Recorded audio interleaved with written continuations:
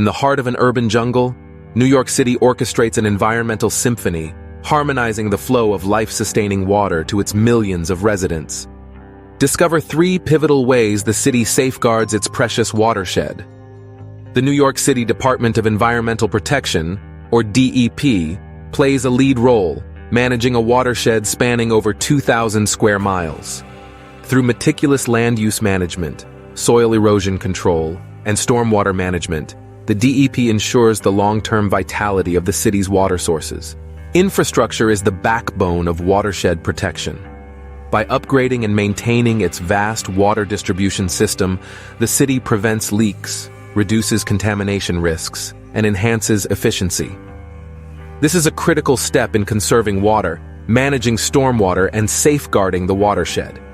To combat potential threats, the DEP collaborates with communities, identifying and mitigating risks like industrial discharge and agricultural runoff. Vigilant monitoring of water quality through extensive testing allows the city to act swiftly, ensuring the water remains clean and ecosystems thrive.